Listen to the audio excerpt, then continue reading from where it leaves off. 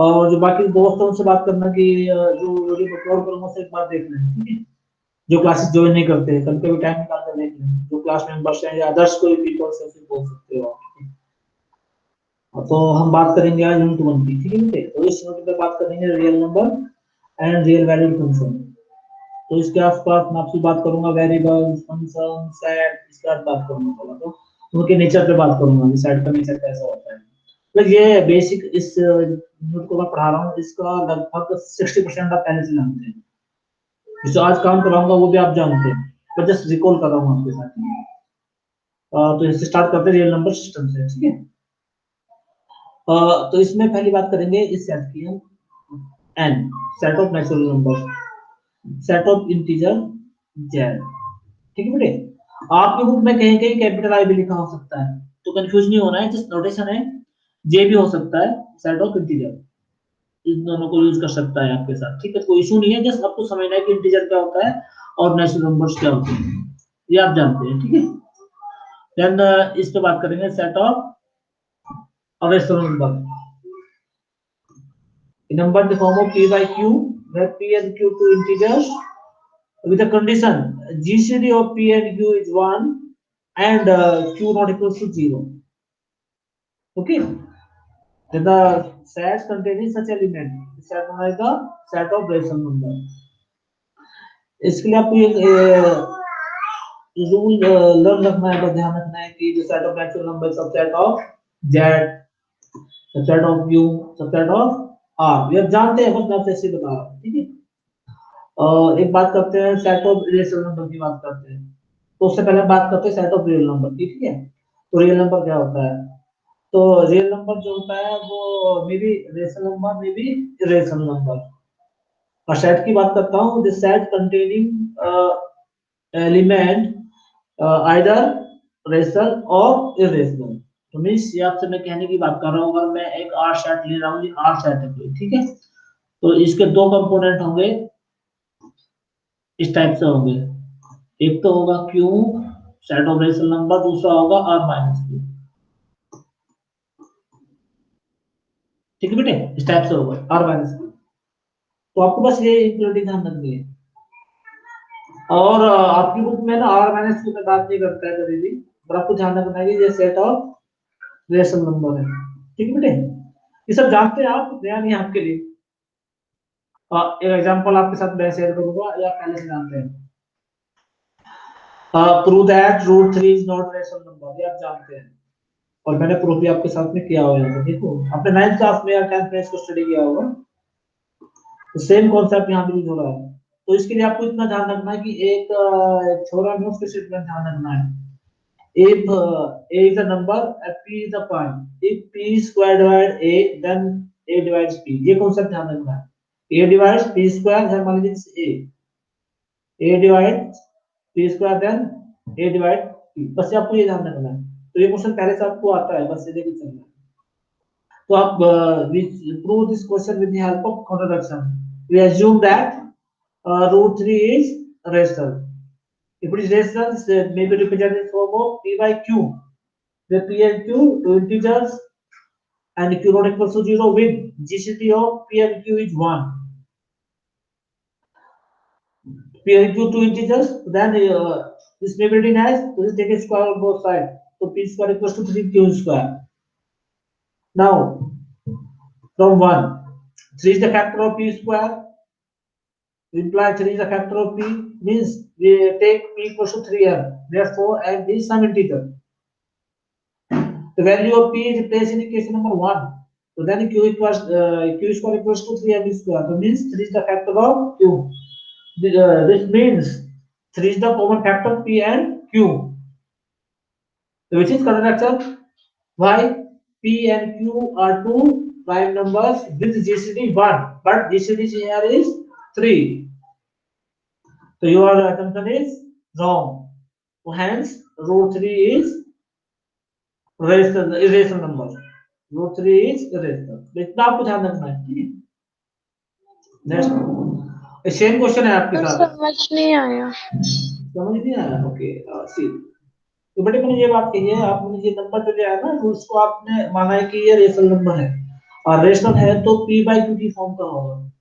ठीक है बेटे, जब ऐसा होगा तो हमने क्या किया, p की वैल्यू फाइंड कर ली। p क्या होगा 3 into q, तो हमने इसके बाद क्या लिया, इसका स्क्वायर ले लिया, तो क्या बनेगा ये p square equals to 3q square. ठीक है बेटे, तो हमने इक्वेशन 1 मान लिया इसको। तो हमने माना कि p और q क्या हमारे क्या है, प्राइम नंबर्स है। ठीक है, और ये साथ में क्या है, इंटीजर्स भी है। ठीक है बेटे, तो sorry, p and q two integer, not a prime.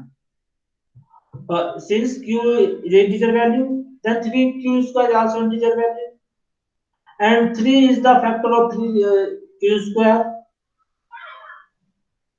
ठीक है बेटे, तो मैंने क्या किया, इसका मीन्स क्या है, 3 is the factor of q square। अगर 3 is the factor of this term, 3 is the factor of this term, but p square equals to 3q square, so means 3 is also factor of p square, because p square equals to 3q square, so means p square equals to imply, sorry, 3 is the factor of p square implies 3 is the factor of p। तो हमने क्या माना, इसके बाद हमने मान लिया कि p की वैल्यू क्या हो, 3m टाइप का है, हमने कुछ मान लिया। और यहाँ m क्या कोई इंटीजर वैल्यू है, कोई कोई भी इंटीजर वैल्यू ले सकते हो आप। ठीक है, p की वैल्यू आप यहाँ रिप्लेस करो, इसी के सामने यहाँ पे रिप्लेस करो, p की वैल्यू आप यहाँ रिप्लेस कर दी। ठीक है, तो आपको ऐसा मिल जाता है फिर। ठीक है, ये ठीक है, तो आपको ये मिलेगा। तो इसका मतलब क्या हुआ, इस केस में 3 is the factor of 3m square, so means 3 is the factor, this also factor of q square, so means q square equals to 3m square, that means 3 is the factor sir of, yes yes। Sir ये Q square equals to 3m square कहाँ से आया? नहीं बेटी, वो तो हमने को लिया है, वी एज्यूम कि p की फॉर्म इस टाइप का होगा, p की वैल्यू अपने इस टाइप पे दे दी, p इक्वल्स टू 3m। ठीक है बेटे, यस ये सर। जो लिया है, मुझे इंटीजर की फॉर्म में दिखाना है ना, मुझे दिखाना है कि इनके बीच में कोई कॉमन वैल्यू केवल सिंगल वन से अदर भी कोई है, इसलिए मैंने सेट किया। कुछ और भी ले सकते हो आप, x y z कुछ भी ले ओके सकते हो। सर। ठीक है, ओके सर। हाँ, यस। तो इसलिए ये कंडीशन आती है, तो इसका मतलब क्या होगा, this is the factor of Q. q। अब देखो, अब जो देख रहे हैं ना, पीयर क्यू में देखो, दो लाइन को देखो एक बार आप, दो लाइन को देखो आप, क्या बनता है। इसमें क्या, 3 is the factor of p and q, 3 is the factor of p and q, so means 3 is the GCD of p and q, the HCF of p and q, so which is contradiction। Why? We assume this, if this value is rational, p and q का GCD कितना होना चाहिए, 1 होना चाहिए, so means your assumption is wrong, your assumption is wrong, so means root 3 is rational number। ठीक है बेटे, तो आपको इस लाइन पे फोकस करना है कि लाइन पे अगर जीडी दोनों का 1 हो जाता तो आप जो आपने अज्यूम किया वो सही होता, बट यहाँ पे क्या हुआ है, जो आपने अज्यूम किया वही गलत अज्यूम कर लिया है। इनका जीडी कितना हो गया, 3 हो गया। ठीक बेटे, आगे बढ़े। यस सर अगर ये होता p square is equals to q square और q square is equals to m square, तो दोनों का फैक्टर 1 1 आ रहा होता, तब ये हो हाँ, जाता ना। हाँ तब हो जाता, तब हो जाता। ठीक है, चलिए बेटा अगला देखते हैं। ठीक है, अब तो ये क्वेश्चन देखो सेम है। ठीक है, तो रूट 8 को आपको लिखना है इस फॉर्म का, रूट 8 को आप लिख सकते हो और 2 इंटू रूट 2। ठीक है, अब देखो रूट 2 क्या होता है, रेशनल नंबर होता है। ठीक है, तो rational number into rational number क्या होगा, मींस रेशनल नंबर। अब ऐसा भी कर सकते हैं, वाली प्रूफ आपके सामने है, ऐसे भी कर सकते हैं आप, जो आपको अच्छा लगे वैसे कर लेना। क्योंकि पहले इसको प्रूव कर देना कि ये रेशनल नंबर है, आप जैसे पीछे हमने किया है। ठीक है बेटे, उसे प्रूव करने के बाद में आप इसी में दिखाएंगे कि product with other rational number this value should B rational, ऐसा भी कर सकते हैं। अदरवाइज आपके सामने यहाँ भी लिखा है, इसे देख सकते हो आप। ठीक है, जो आपको अच्छा लगे वैसे कर लेना। ठीक है, तो हम आगे यस। बढ़ते हैं, ट्राई करना एक बार। सर ठीक है, इसमें कुछ और अप्रोच भी लगाया है क्या, मतलब नहीं कि अप्रोच देखो, इस क्वेश्चन की अप्रोच अलग ले रखी है, पहले अगर आप ऐसा भी कर सकते थे, आपने ना यहाँ किया था, इस क्वेश्चन को देखो, आप यहाँ रूट 2 कर लो, बस करने की अप्रोच भी सेम रखो ऑलमोस्ट। ठीक है, सर वहाँ पे कुछ माइनस भी किया हुआ था ना, 8p माइनस, ये ये माइनस वाला क्या चीज है? नहीं तो ऑटोमेटिक करने का तरीका उसने ऐसा चूज कर लिया है कि इस फॉर्म का है, क्योंकि वैल्यू इस फॉर्म की है कि p माइनस 2 उसने सेट किया है, इसी वैल्यू को सेट किया, तो यहाँ से लिया ना, ये वैल्यू है। ठीक है, तो यहाँ से जो रूट एट क्या है, ये होगा p बाई क्यू की फॉर्म का हो गया। तो आप इसमें क्या किया, क्यू को यहाँ भी ले जा सकते हैं आप, क्यू को यहाँ भी ले जा सकते हैं। ठीक है, तो p की वैल्यू इसके बीच लाई करेगी। ठीक है, तो इसने ये कह दी p माइनस टू की वैल्यू, मतलब कि जो वैल्यू यहाँ लेफ्ट से लेंगे ना, लेफ्ट से वैल्यू दे दी यहाँ पे। ठीक है, तो वैल्यू क्या होगी, p माइनस टू की होगी। अच्छा अच्छा अच्छा अच्छा, समझ गए सर, इस समझ केस गए। पे रहेगा तो क्या होगी आपके पास, 3q माइनस p हो जाएगा। तो कैसे भी कर लीजिए, कोई इशू नहीं इसमें, आप जैसा आपको लगता है। ठीक है, यस तो सर। इसे लेके चल रहा है। पर मैंने तो आपके लिए आसान ये वाला क्वेश्चन है जो मैंने बताया आपको, इससे करना है। ठीक है, ओके सर। हाँ, तो आगे बढ़े, ट्राई करना एक बार। अब देखो सेम क्वेश्चन आपके साथ ये एक्सरसाइज मैं आपको आज दे रहा हूँ। ठीक है, नहीं होगा तो मुझे बताना है। ठीक है, prove that there is no rational number whose cube is 3। ठीक है, ये ट्राई करना, मैं आपके पास भेज चुका हूँ। ठीक है, नहीं होगा तो मुझे बताना, ये हो सर जाना इसका चाहिए। मतलब यही होगा ना कि जिसका क्यूब वो एक रैशनल नंबर नहीं है, हाँ यानी क्यूब रूट ऑफ 2 हाँ, इज कोई नॉट राशनल नंबर नहीं रैशनल, होगा, इज नहीं नॉट अ होगा। Rational number. यस यस, ठीक है। Okay okay. तो अगला क्वेश्चन देखो, सेम है, स्क्वायर रूट ऑफ 12, तो मीन्स क्या होगा ये, 12 मीन्स 2√3, जो आपने पीछे किया है। ठीक है बेटे, और √3 क्या आपने प्रूव किया है, इरेशनल है, तो इसका थ्री। प्रोडक्ट क्या हो जाएगा, इरेशनल हो जाएगा। ठीक है, सर सर ये वाला क्वेश्चन मतलब कि जैसे अंडर रूट 3 तो हम लोगों ने पहले भी प्रूव करा हुआ था कि हाँ, इररेशनल है, तो सर ये यस, हम लोग वही वाली प्रूविंग अंडर रूट 3 के लिए कर बस सकते हाँ, हैं, वही और करना, अंडर वही रूट करना थ्री बाद से। में। हाँ, एक लाइन इसमें ऐड करनी है आपको, 2 into √3 is not a rational number, क्योंकि बिकॉज √3 is rational number, वो पहले प्रूव कर चुके हैं आप। ठीक है, कोई कॉन्सेप्ट यूज करिएगा। ठीक है, ठीक है सर, ठीक है। चलिए, अब नई चीजें स्टार्ट होती है, अपने हमारा कॉन्सेप्ट स्टार्ट होगा। अपर बाउंड की बात करेंगे आपके साथ, डेफिनेशन है 3, इसे देखना है आपको, सीरियसली देखना है, क्योंकि आने वाला कोर्स पूरा डिपेंड करेगा 3 डेफिनेशन पे आपका। ठीक है बेटे, तो पहले डेफिनेशन बात करते हैं आप कि अपर बाउंड के बारे में बात करेंगे, upper bound के बारे में। ठीक है, तो आपको पहले लेके चलना, कोई सेट लेके चलना एस, एस कोई सेट है, और के कोई एक रियल नंबर है। ठीक है, तो स्मॉल एक्स इसका एक एलिमेंट है, एस का, तो उस केस में के अपर बाउंड होगा, k is the upper bound if every x less than equals to k for all x belongs to s। तो क्या होगा, k अपर बाउंड होगा, तो a real number k is said to be upper bound of a small x for all x belongs to s if satisfy this condition। ठीक है बेटे, जो small x है ये कैपिटल S का एक एलिमेंट है।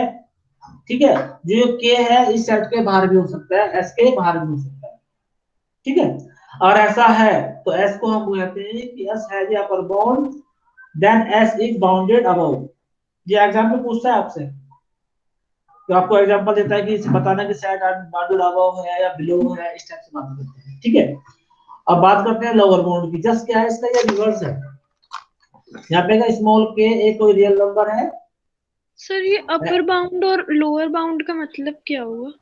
अपर बाउंड जो आपके पास एक वैल्यू है, उससे बड़ी वैल्यू आप गेस करते हैं, इसका मतलब बेटे ये है, जैसे आपके पास 3 है, 3 से बड़ी वैल्यू क्या है, 3.1 3.2, ये सब उसके अपर बाउंड है। हाँ। जैसे अब लोअर बाउंड में क्या होगा, इसका उल्टा उल्टा हो रहा है, आपके पास 3 है तो छोटी वैल्यू 2.99 2.5, ये सब लोअर बाउंड हो गए उसके। ठीक है, पर जो हम सेट लेके चलते हैं उसके निश्चित पे डिपेंड कई बार करता है कि वो जो upper bound lower bound set में हो भी सकता है, नहीं भी हो सकता है, बस ये कंडीशन है। मतलब किसी पर्टिकुलर नंबर के आप बड़ी वैल्यू लोगे तो अपर बाउंड होगी, उस नंबर से छोटी वैल्यू लोगे तो क्या होगी, लोअर बाउंड होगी। ठीक है बेटे, तो इस वाली डेफिनेशन में लोअर बाउंड में भी बात आपके साथ कर रहा हूं। Lower bound means this value, इसमें लिखा ना small k less than small x less than equals to for all x। तो नोटेशन का फर्क है कि कुछ बुक यहाँ पे l लेती है, कुछ b लेती है, मैंने यहाँ k लिया है। ठीक है, तो कोई फर्क नहीं है, आपको समझना है कि जो ये s एलिमेंट है, स्मॉल x एलिमेंट है s का।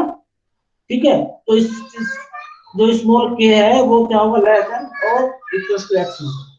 अगर ऐसा है तो s इस कैपिटल x क्या कहलाता है हमारा, बाउंडेड अबव कहलाता है। ठीक है बेटे, bounded above, sorry below. Third definition आपके साथ है, और ये सेट ऐसा है, ये बाउंडेड अबव भी है और बाउंडेड बिलो भी है, तो उसे बोलते हैं बाउंडेड सेट। ठीक है, otherwise unbounded set means S is called bounded if both bounded above and bounded below, जो मैंने कहा है मींस जो आपका ये है ना x जिसको सेटिस्फाई करना चाहिए इस कंडीशन को, तो मींस जो ये x है इसका लोअर बाउंड और इसका अपर बाउंड इस सेट के कोरस्पॉन्डिंग होना चाहिए। ठीक है, और ध्यान रखना है कि ये स्मॉल के और कैपिटल के इस सेट के अंदर हो भी सकते हैं, नहीं भी हो सकते हैं। ठीक है बेटे, तो आगे हम डिस्कस करेंगे एग्जांपल के साथ। तो आपको इसको समझना है इस तीनों डेफिनेशन को, तो पूरा सब इस पे डिपेंड आज की क्लास में आपके साथ। ठीक है, तो कुछ एग्जांपल लेता हूं आपके साथ, कुछ एक्सरसाइज दो आज करने के लिए। अब देखो एग्जांपल, देखो पहला एग्जांपल आपके साथ, कोई सेट गिवन है आपको। ठीक है, सेट में देखो इस सेट का आपने कोई एलिमेंट ले लिया x, तो x क्या क्या हो सकता है यहाँ पे, x की वैल्यू 1 भी हो सकती है, 2 हो सकती है, 10 हो सकती है। ठीक है बेटे, तो सबसे छोटी वैल्यू देखिए, सबसे छोटी वैल्यू इसकी क्या है 1, ये क्या होगा इसका लोअर बाउंड। सबसे बड़ी वैल्यू क्या है इसकी 10, ये क्या होगा इसका अपर बाउंड। तो अपर मींस बाउंड। आपका s स्मॉल x को यहाँ लाई करेगा, तो मींस ये सेट क्या होगा बाउंडेड होगा, ये सेट क्या होगा बाउंडेड। बाउंडेड। आगे ठीक है, हाँ तो अगला देखते हैं। सर यस बोलो बेटे। सर सर तो ये मतलब अपर बाउंड और लोअर बाउंड में सेट की बेसिकली मिनिमम या मैक्सिमम वैल्यू देखनी है क्या? नहीं, सेट के अंदर एलिमेंट की बात करते हैं, वो सेट के बाहर भी हो हाँ सकता हाँ है, सेट के बाहर भी हो सकता है। मिनिमम एलिमेंट और मैक्सिमम एलिमेंट वो सेट के बाहर भी होता है। मिनिमम का मतलब लोअर बाउंड और मैक्सिमम का मतलब अपर बाउंड, वो सेट के बाहर भी हो सकता है, बस ये ध्यान रखना है। ठीक है, ठीक है सर। हाँ तो अगला देखते हैं नंबर 2। ये सेट के मैंने आपको ये कहा कि बाउंडेड बिलो है, बाउंडेड अबव नहीं है। क्यों नहीं है, देखो इसकी लोवेस्ट वैल्यू मतलब मिनिमम वैल्यू तो अवेलेबल है आपके वहां। ठीक है, लेकिन जो आगे लेकिन मैंने हाईएस्ट नहीं है। हाईएस्ट वैल्यू के बारे में आपको कुछ आइडिया नहीं, कहाँ कहाँ कहाँ लाई कर रही कहाँ नहीं कर रही। Yes sir. ठीक है, तो इसलिए क्या होगा, ये बाउंडेड बिलो होगा, बाउंडेड अबव नहीं होगा। ये क्वेश्चन नहीं कई बार होगा। पूछा जाता है एग्जाम में। ठीक है, सेम क्वेश्चन पूछा जाता है। ठीक है, अब जैसे इसका रिवर्स देखो, अगला एग्जांपल, यस सर। ये बाउंडेड अबव है, क्यों, क्योंकि इसमें मैक्सिमम वैल्यू क्या है -1 है, और इसकी मिनिमम वैल्यू कंटेन नहीं कर रहा है सेट नहीं में। है। ठीक है, ये -1 मैक्सिमम वैल्यू, तो क्या होगा bounded above, not bounded below. ठीक है बेटे, अब ये देखिए जेड, जेड पे बात करते हैं। Z means set of integer. तो इसमें क्या होता है, जो एलिमेंट है उसका अपर बाउंड भी एग्जिस्ट करते हैं और लोअर बाउंड भी एग्जिस्ट करते हैं, बट वे कहां बाउंड है इस सेट के बारे में कोई जानकारी नहीं है। ठीक है, तो मींस जो इसका लोअर बाउंड है और अपर बाउंड है इस सेट का इस सेट के अंदर कंटेन नहीं करता है, तो ये क्या होगा not bounded, set of integer is not bounded. तो सेम अप्रोच कहां लगती है, set of real number, set of rational number. ठीक है बेटे, इन दोनों लिए क्वेश्चन को समझना क्या है आपको, ऐसा समझना है कि जो इसका लोअर बाउंड है अपर बाउंड है इस सेट के अंदर लाई नहीं करता है, तो सेम यहाँ पे भी फॉलो होता है। ठीक बेटे, तो सेम एग्जांपल है। तो अगला क्वेश्चन देखते हैं 5th। अभी सेट देखिए एक बार। ठीक बेटे, इस सेट को देखो, दो सेट में देखो, इस सेट की मैक्सिमम वैल्यू वैल्यू बोलो कौन सी, इस सेट की मैक्सिमम वैल्यू कितनी है 1 है, सेट के अंदर है। ठीक है, इस सेट की लोएस्ट वैल्यू क्या हो सकती है 0 हो सकती है। If you take a limit n tends to infinity, if you take limit n tends to infinity then value should be 0। तो मींस जो जितने भी एलिमेंट होंगे आपके इस फॉर्म में होंगे, जितने भी एलिमेंट होंगे वो 0 और 1 के बीच लाई करेंगे। 1 भी हो सकता है, 1 से छोटा हो सकता है, पर जो भी एलिमेंट होगा वो हमेशा इस सेट में क्या होगा 0 से बड़ा होगा।